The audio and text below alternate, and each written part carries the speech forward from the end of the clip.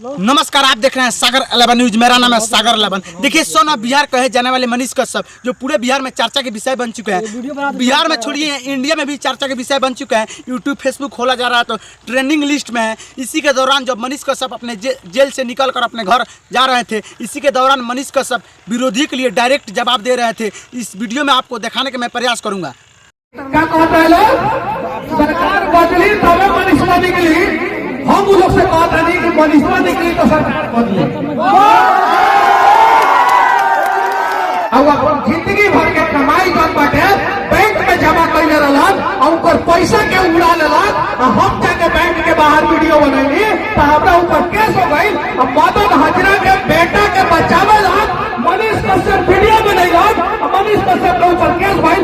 मनीष कश्यप के घर के कुर्की हो गई और रौदी के आंख खोल के देखत रह गई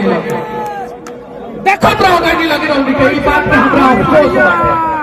जब मनीष कश्यप के दुख ना देख पावेलन और जब ओकरा दिखेला वहां लड़ जालन तो हमर घर के बचावे के जिम्मेवारी केकरा रहे? रौदी के ना बचेगी लगी। हमर मतारी 9 महीना तक रोवत रह गई। हमर मतारी हमरा से कहली कि कुछ लोग कहत रहे कि जान लगी ना सरकार बदली तबे मनीषवा निकली।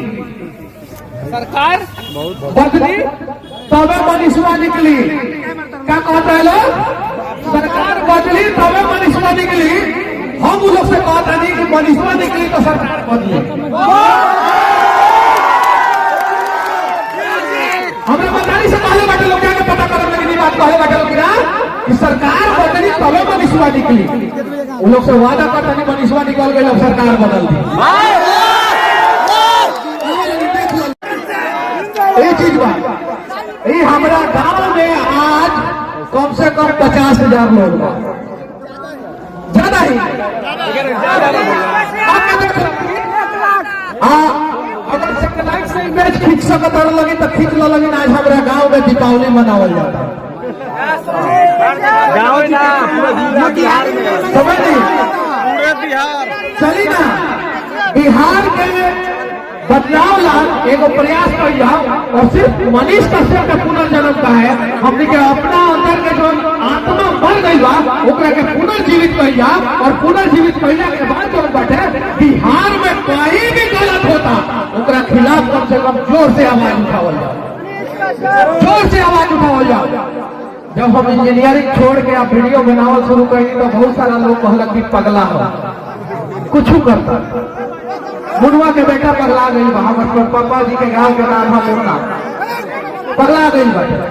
लेकिन आज हम अपना लक्ष्य के प्रति लागल रही थे कहत रहे कि मुनवा के बेटा पगला गई बा। उहे कहला कि मनीष कश्यप के गांव महानवा हो। गूगल पे सर्च मारने लगी मनीष कश्यप चल के गोलंदरा गाँव। ये चीज बाटे तो लोग गलत नहीं थे। आपका हिम्मत और हौसला का वो लोग जो है परीक्षा लेते हैं, इम्तिहान लेते हैं, वो लोग जो है गलत नहीं है। उन लोगों के बातों को मत सुनिए और आगे बढ़ते रहिए। और चलिए अपने साथ साथ जो है बिहार को भी आगे बढ़ाया जाए, देश को भी आगे बढ़ाया जाए।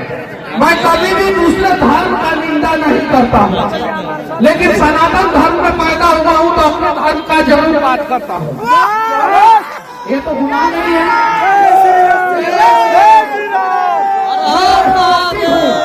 राष्ट्रवादी हूँ, राष्ट्र की बात करता हूँ, ये तो गुनाह नहीं।